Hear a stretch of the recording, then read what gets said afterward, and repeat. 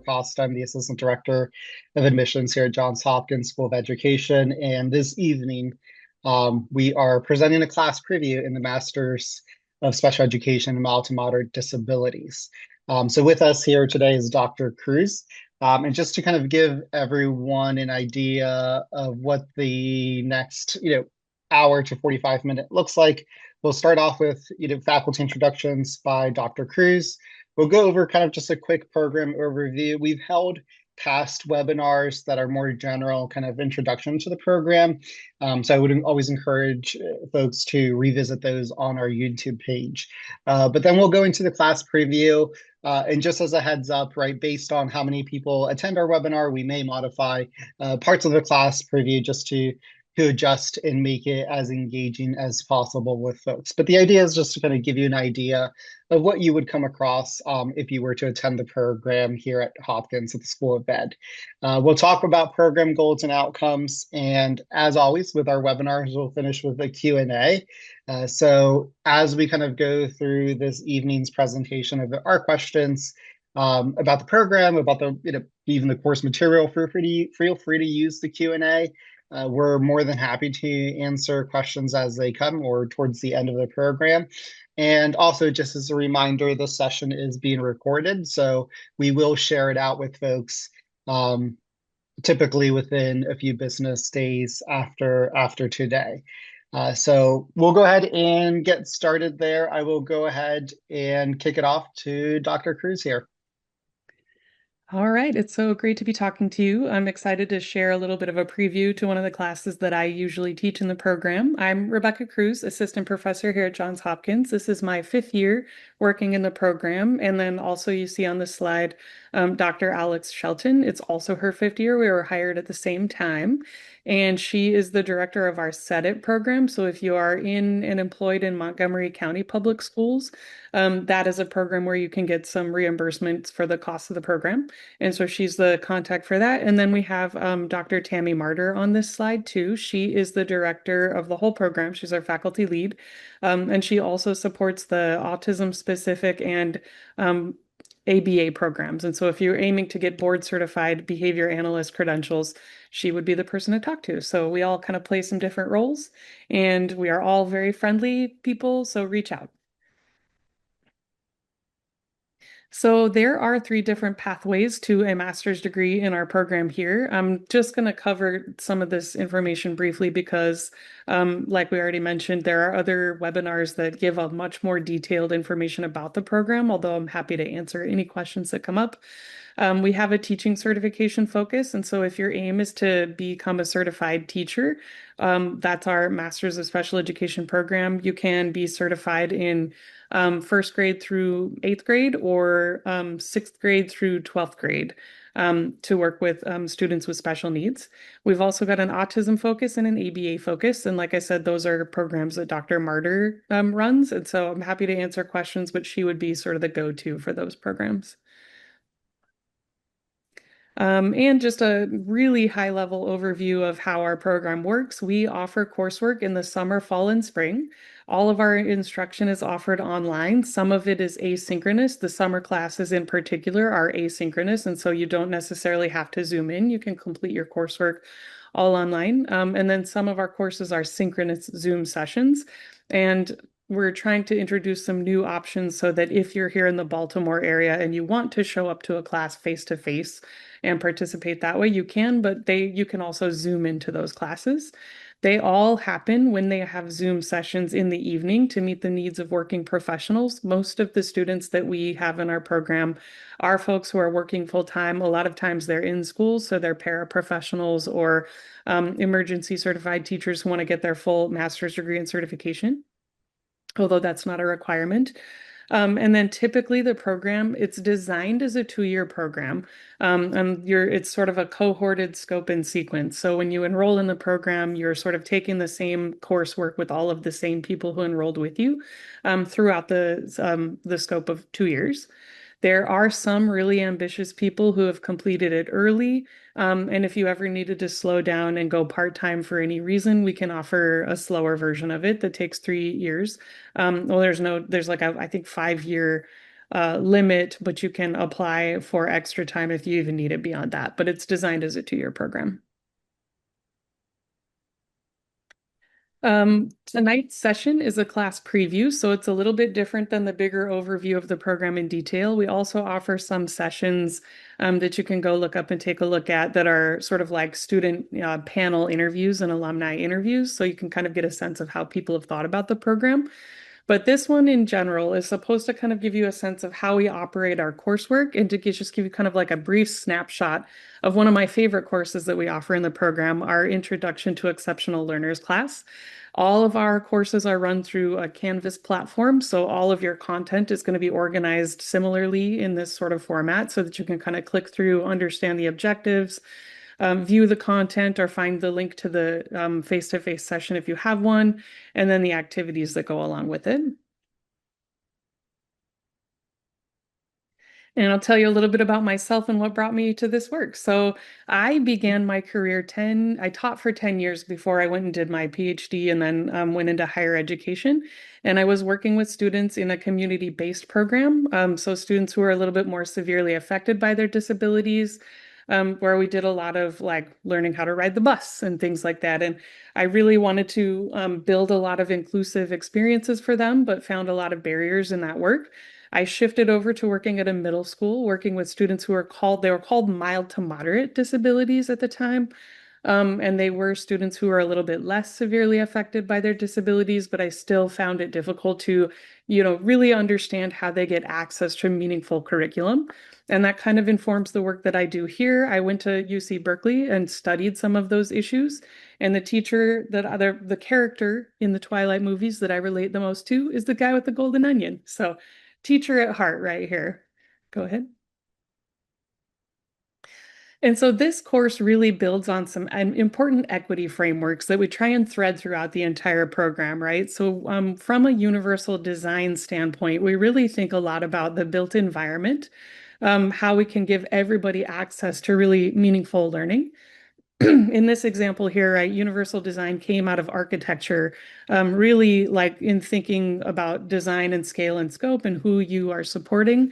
Why design a bunch of stairs when a ramp is going to be accessible to everybody, right? When you're trying to teach somebody how to do a Rubik's Cube, this one white one over here is meant for somebody who uses Braille as an access point, but it's all white, right? So it automatically shuts out a lot of other people who don't use that. So really, these are some of the frameworks that we use to think about how we design instruction so that the widest range of student from all different kinds of backgrounds can access the content in a rigorous and meaningful way.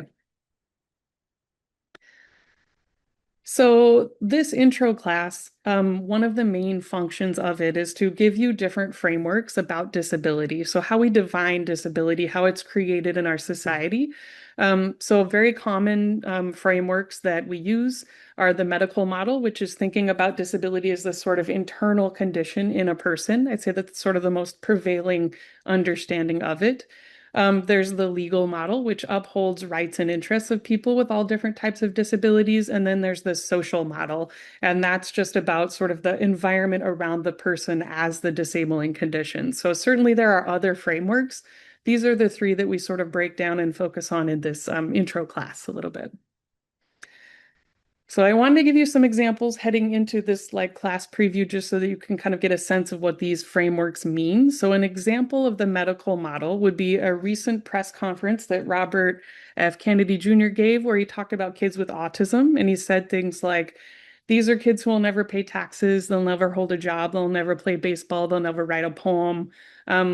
This is an example of the medical model at work, right? Where we really look at like the barrier to participation as something within a person. Go ahead. An example of the legal model, alternatively, this is from Chief Justice John Roberts, who recently wrote an opinion on the Andrew F. V. Douglas case, which is one of the bigger landscape shaping laws in the field of special education. When all is said and done, a student offered an educational program providing merely more than de minimis progress from year to year can't really be said to have been offered an education. So this was a decision in the law that requires that schools offer education to students with disabilities that allows them to progress and grow, right? It can't just be like offering the bare minimum. So that's an example of the legal framework. And then an example of the social framework. This was from a researcher named Ray McDermott, where they were studying a community where there was a higher prevalence of deafness in the community. And he found that older members of the community, when they were asked to remember their deaf neighbors, they couldn't always remember who had been deaf and who wasn't because everybody spoke sign language. It was just something that was sort of embedded in their community. So in this way, the social model is that just everybody uses these two different forms of communication that allow maximum participation. So that would be an example of the social model. Okay. And so one of the examples we use in this class is of Ed Roberts. He was a disability rights activist. So from a medicalized perspective, he contracted polio when he was 14, which led to paralysis. He used a wheelchair. From a legal perspective, he wanted to go to UC Berkeley and he had to fight to leverage his legal right to attend. But from a social perspective, he had difficulty attending because the sidewalks at that time didn't have curb cuts. So when you go across the sidewalk now and there's a little dent where you can, wheel something over, sidewalks didn't have those back in the 60s. Go ahead. So from a social perspective, the sidewalk is the problem, right? Like how we actually think about access isn't necessarily the person who uses the wheelchair, it's the fact that they can't navigate the environment, right? But we haven't really gotten great about thinking about curriculum and pedagogy as the problem when we think about these access barriers. Keep going. And then we end up with design fails, right? So how we build in accessibility needs to be a thoughtful and intentional process. It needs to be in line with the law that requires that students have access, and it needs to be designed with empathy for the people who have to use that content and curriculum. And so this example that we're going to go through here in a minute is based on the legal model, which is really like how we actually seek to uphold the rights and interests of disabled people. And so a little bit of history about how we got to where we are. So one of the things that I like to play with people is in this class is called Guess the Decade. And I will show you the legal precedent and you can put in the chat the decade that you think that this occurred. Is that possible that we do that, Leo? Yeah, that is possible. You can do it through the chat, or if you folks also want to do it through the Q&A function, you can do that too. Okay, so while you work on finding the chat or the Q&A function, I'll read this one. So this was the US laws that were created that deemed it illegal for any person who is diseased, maimed, mutilated, or deformed in any way, expose themselves in public. These were called the ugly laws. So what decade do you think we enacted this law? Let me see if I can see my chat.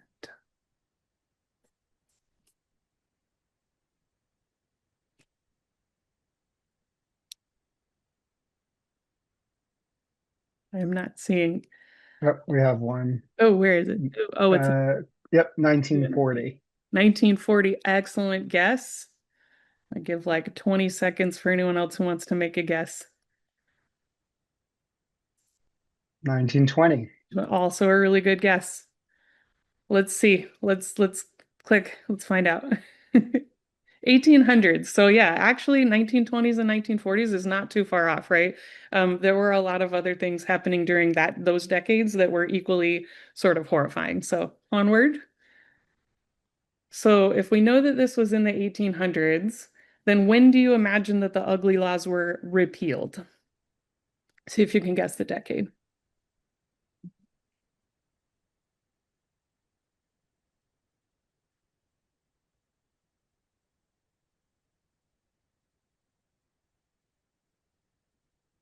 1960. It's a really good guess.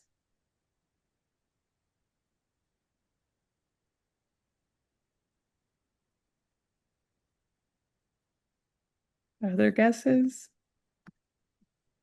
1970. Let's see. 1970. Excellent work. Yeah. 1960 is really close. 1970 is the decade. So These laws, these ugly laws, where it was sort of illegal to be like disabled looking sitting on a sidewalk, were all the way in effect through the 1970s, which weren't actually that long ago. Go ahead. All right, formal deaf education legally begins in the US. Any guesses on the decade?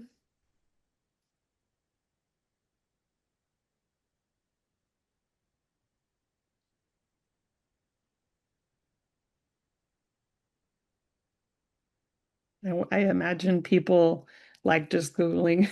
This is hard to do in this format.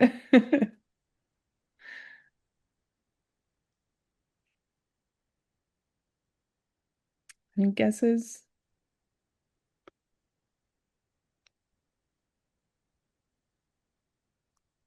Okay. So the guess the decade thing is tough to do in this format. 1980. Good guess. Good guess.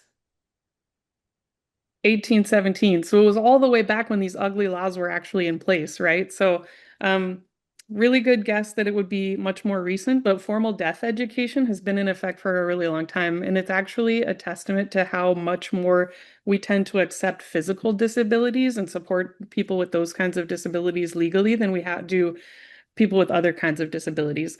So just for context, though, just to see like representation in the media, which is also something that this course covers, when would you imagine that the first deaf actress was signed to a TV show? And I think because this Q&A function takes a little bit longer than I expected, I want to kind of keep the flow going a little bit. We're just going to kind of toggle through.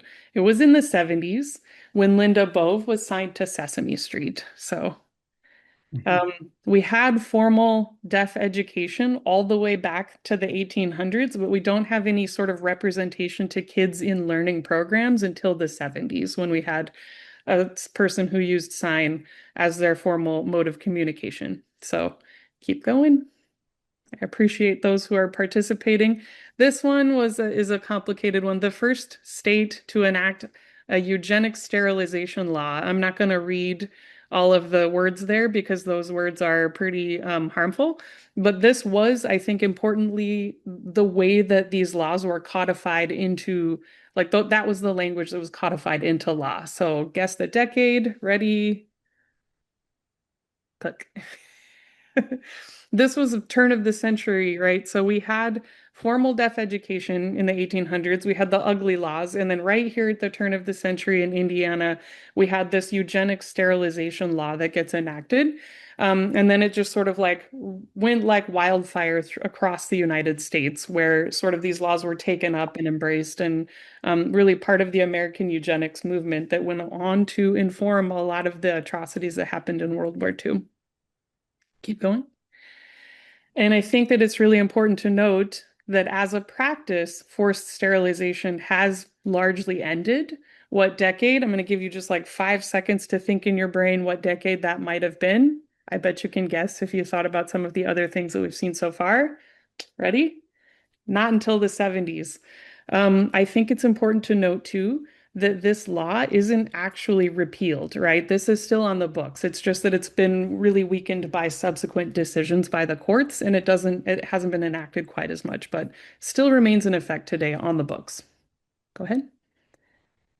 Okay, but the Rehabilitation Act is passed, making it illegal for federal agencies, public universities, other public institutions that get federal funds to discriminate on the basis of disability. I'll give you 5 seconds to think through what decade you imagine this would be.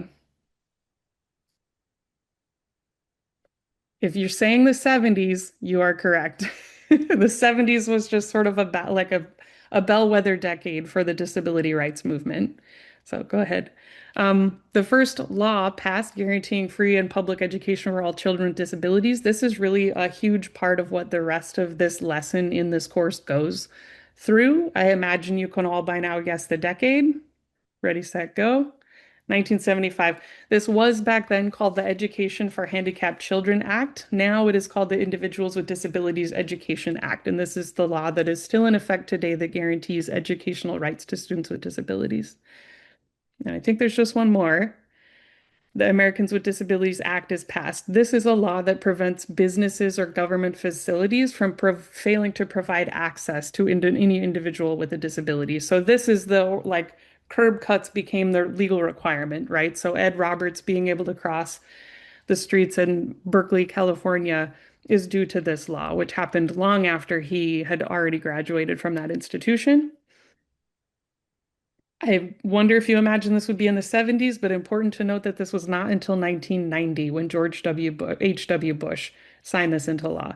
So, our point here is twofold. First, the 70s, as you can hopefully see, is a pivotal decade for human rights, especially in the disability rights movement. And that was really due to a lot of the civil rights work that happened in the 60s and 70s and the disability rights movement sort of operating in tandem. And also that the arc of the moral universe is long, but it bends towards justice, right? We are looking at these frameworks as in terms of equity frameworks.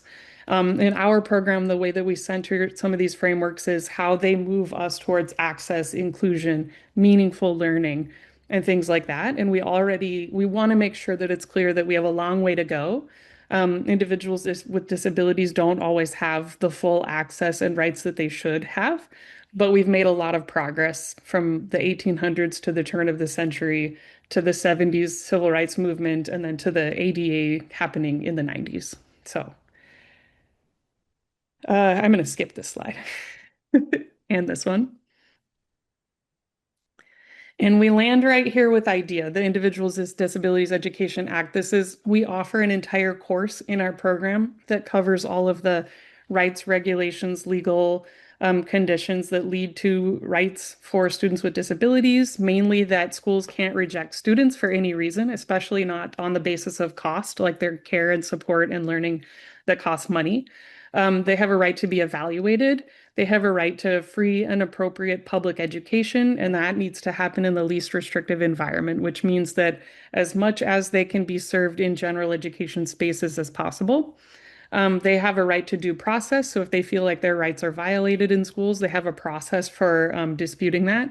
And that their parents have a right to have a seat at the table and participate in their education plan. So this is sort of what that main framework, how we teach that framework in this Intro to Exceptional Learners course. Go, go ahead. Oh, sorry, That's it wasn't going through. Yeah, this one doesn't actually have any stuff on it. I just wanted to sort of wrap up. I appreciate the effort to participate in this sort of weird format. When we're doing this in a synchronous format, there obviously is like a whole Zoom room with people who can yell out stuff, right? And when we're doing it asynchronously, we've got a platform where there's video and you can click the button for what you think, right? So I appreciate your working through that with me. I hope it was interesting. I hope you learned something. And I just wanted to sort of end my chunk of this with this is a pretty comprehensive rights-based equity frameworks graduate program.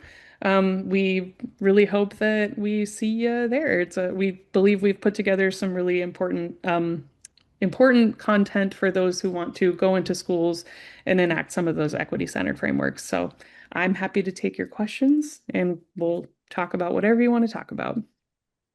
Yeah, and as folks are typing away questions, we did have one come in early as you were kind of presenting, Dr. Cruz, and I know we had some folks just kind of join us late as well. So maybe we can touch on this again. But can you respond to the question of does the course or does the program itself register as online or on campus or blended?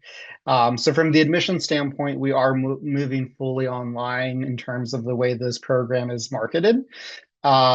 But I think, and Dr. Cruz, you touched on this, there are opportunities for folks if you are local to join classes that are in person. So I don't know if you can kind of expand on those in-person opportunities, again, for just folks who might have joined it a little bit late.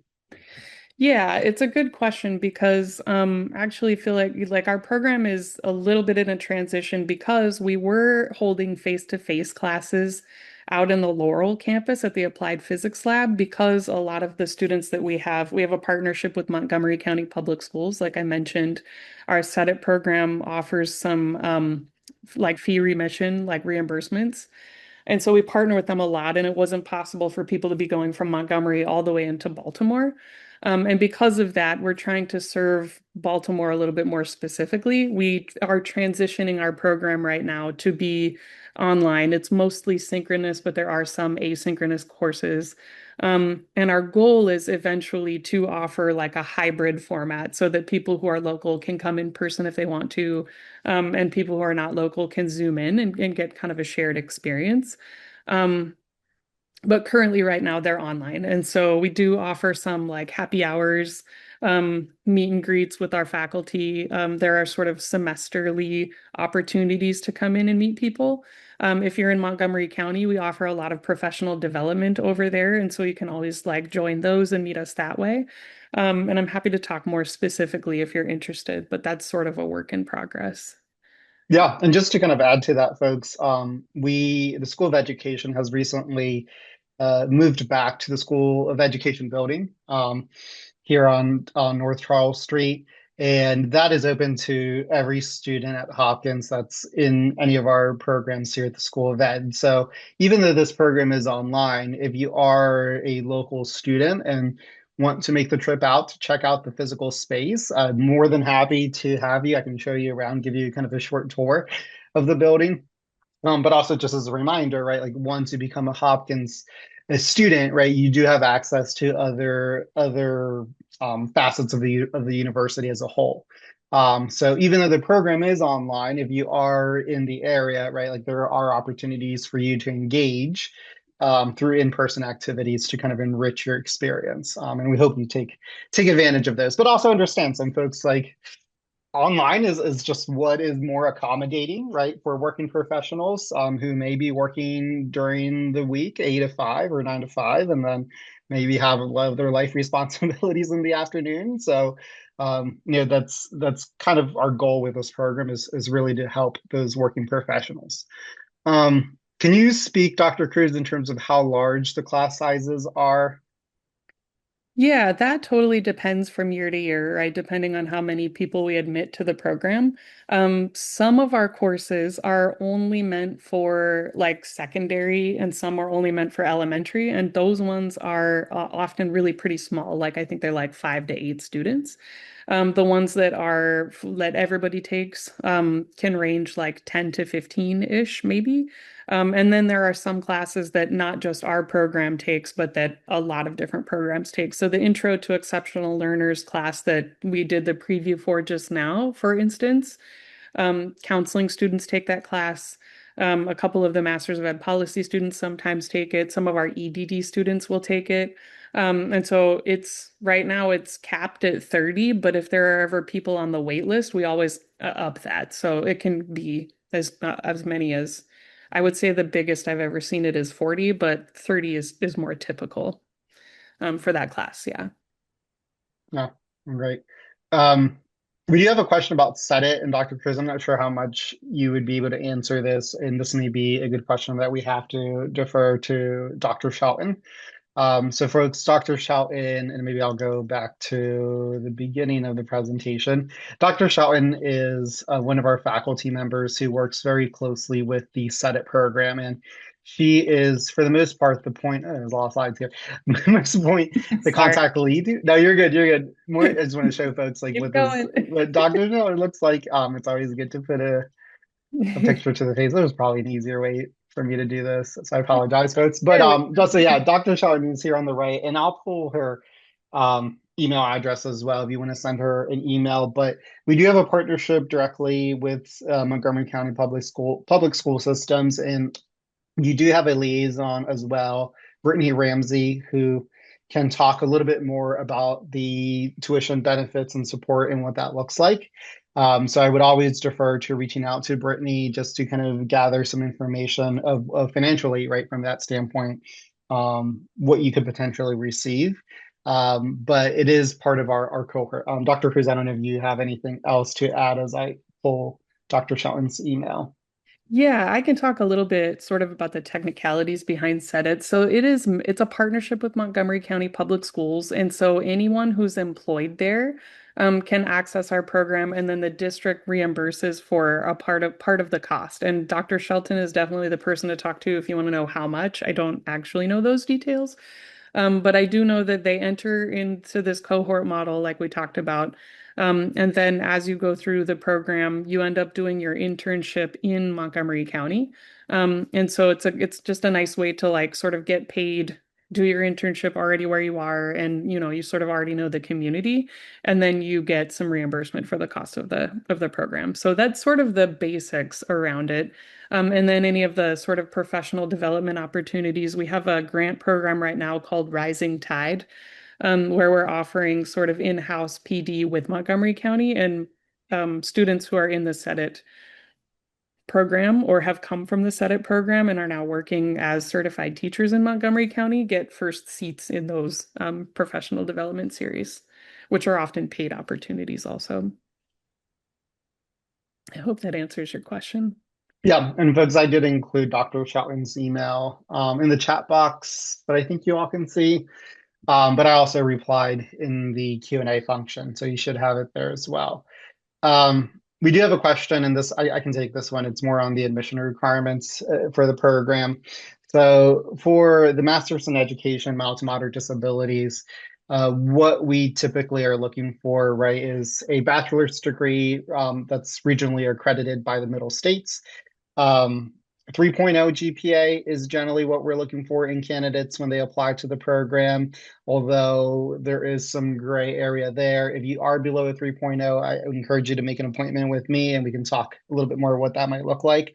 But moving on from there, we will require you to submit a short kind of personal statement essay with a prompt, a resume or CV on the online application, and 2 letters of recommendation. And the recommendations, we typically encourage you to seek out professionals who can speak to your ability to work with children with disabilities.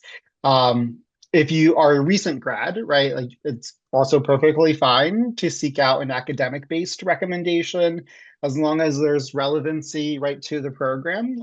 So what I'm trying to say is like I wouldn't reach out to an engineering professor to be recommended into a program like this. But if you maybe had your bachelor's degree in special education or in education in general psychology, those would make a lot of sense. But also kind of understanding that a lot of our candidates and applicants who apply to this program are typically working in school districts, and they might have been more than 2 years, 3 years, 5 years, whatever the case may be, since they were in their bachelor's degree program.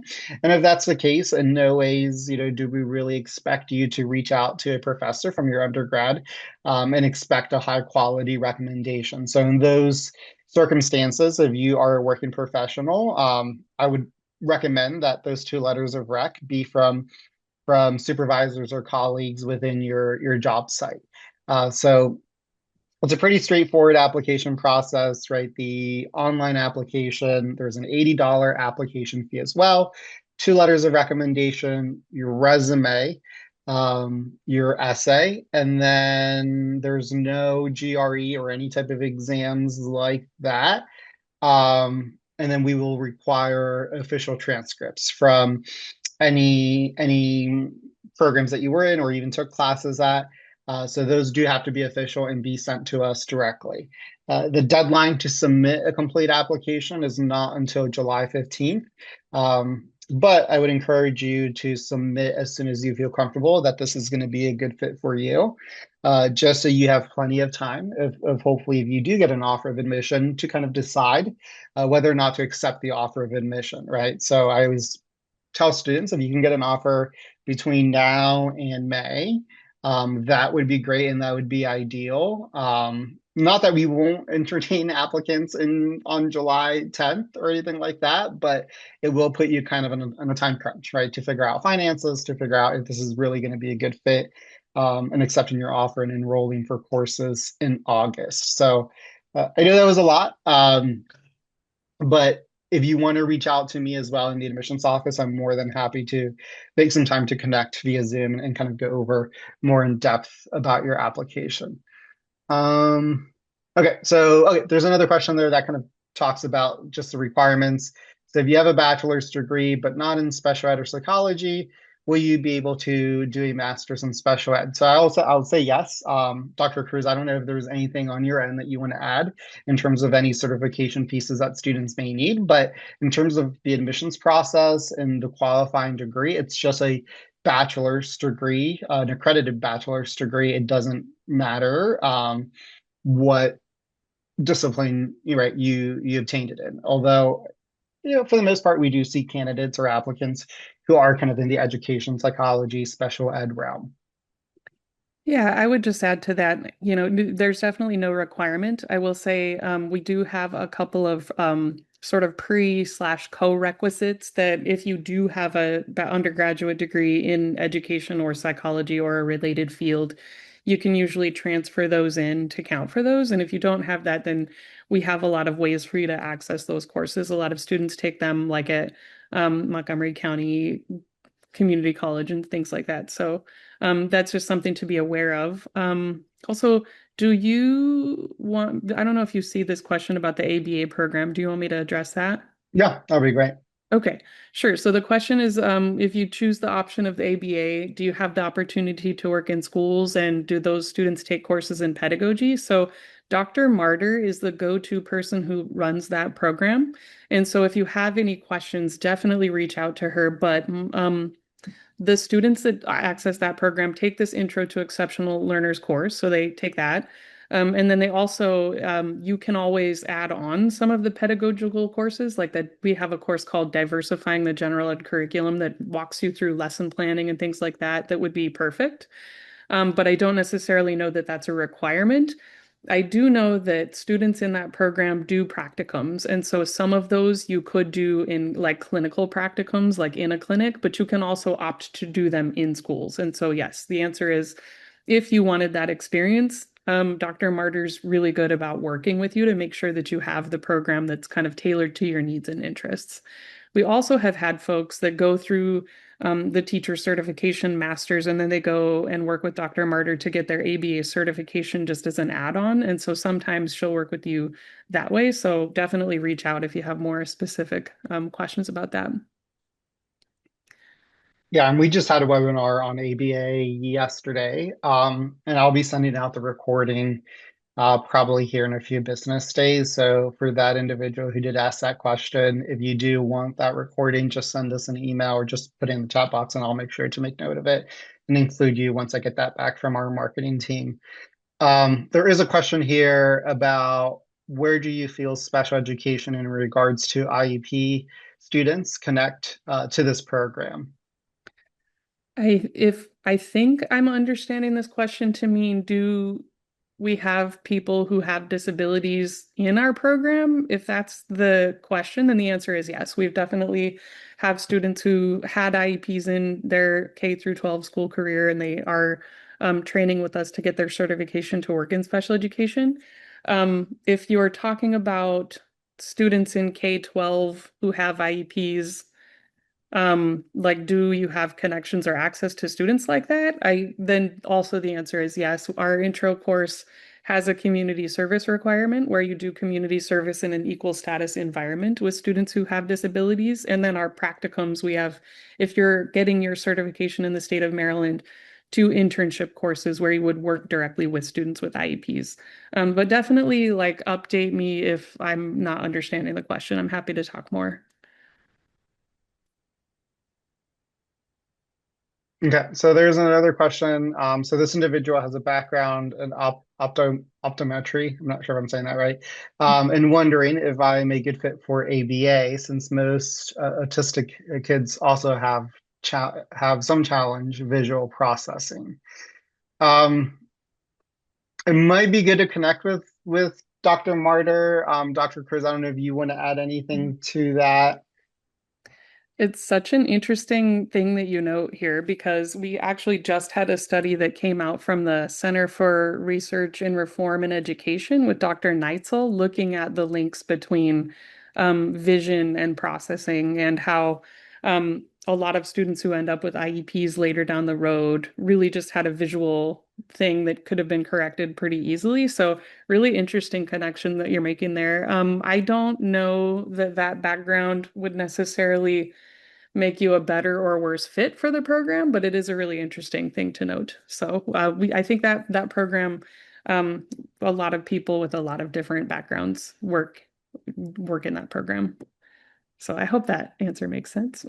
Happy to talk more. And also, Dr. Martyr would love to hear more about your experience. Yeah, and for that individual who inserted that question, I'll reach out to you individually after the presentation and just give you some more information about the ABA program. Because if that's an interest that you have, definitely can connect you with Dr. Martyr and what that program offers and who we typically are looking for. Um, Okay, so there was one more question in there, and I think we had touched on it, was just Mhm. in-person session. So as of right now, the program is kind of in that transition mode to moving fully online, with maybe potentially later down the road offering some in-person courses. I will say that for the most case, and Dr. Cruz, you can correct me, if we do offer in-person courses, it'd probably be at the School of Education here in North Charles Street, Baltimore, where the Homewood campus is at. But as of right now, and moving forward, the program is going to be fully online, synchronous, and some asynchronous courses. And that's more so just because of the nature of our students, our working professionals. So hopefully that gives you some context there. Yeah, agreed. If we ever do events, they'll either be at the School of Ed on the Homewood campus or they'll be in Montgomery County for people who already work in Montgomery County. But yeah, agreed. Yeah, those are really good questions. Don't know if I'm seeing any more.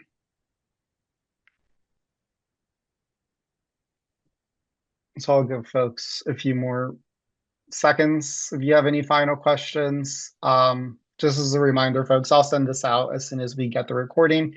So if you want to revisit it, you can. We also have a YouTube page. If you just go on YouTube and put Johns Hopkins School of Education, it'll come up, and all of our past webinar recordings that we've done will also be uploaded there. If this is your first time attending a webinar with us, I would encourage you to revisit some of our kind of introduction. And I think we had a student feature panelist in our last session with Dr. Shelton that should also be in our YouTube page. From my perspective, from the admissions office, it does help you, to some degree, be a bit more competitive when you start filling out your application to attend these webinars. Just to kind of give you some additional context, right, of what the program is about, what our program goals are, right, career goals, right, what type of candidates we're typically looking for, and hopefully that will help you write a more competitive application. Um, okay, so what is the first point of contact if interested in taking admission? So that's me.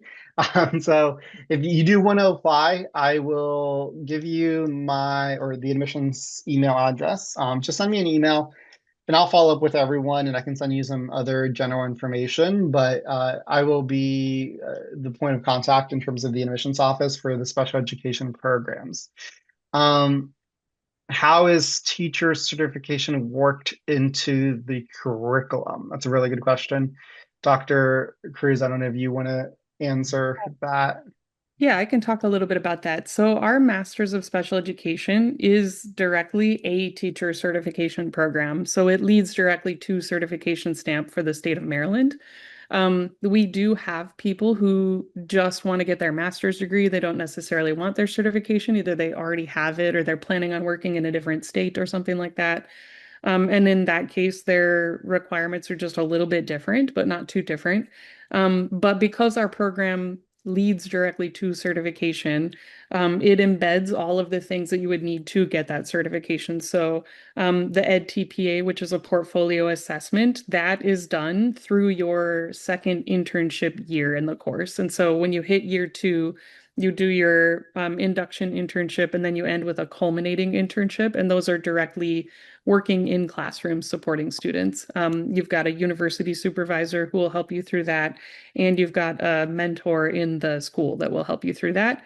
And the aim is for those courses to help you get done with every requirement that you need to be eligible for your certification.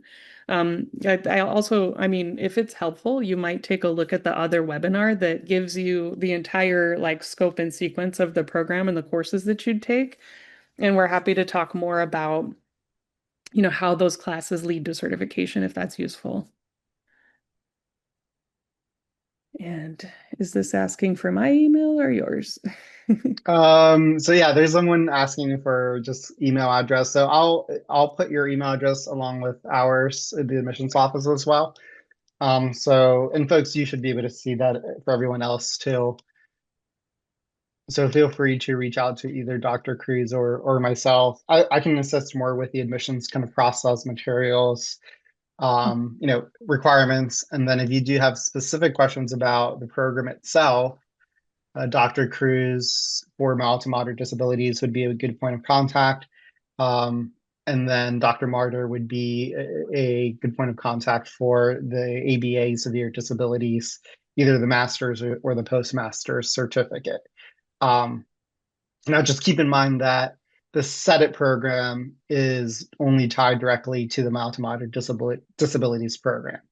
Um, the ABA is a separate thing, so that if you are interested in ABA, you wouldn't necessarily have the SEDIT benefits.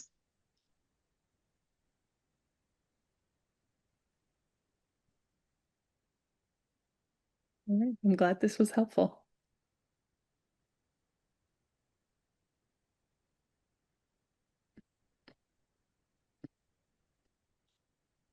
Okay, so I don't see any other questions, folks. You have our email addresses. Again, thank you for taking some time from your afternoon, to learn more about this program.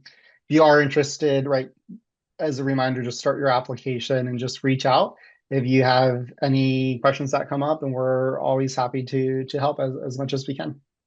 Thank you. Thanks, everyone. Thank you, everybody.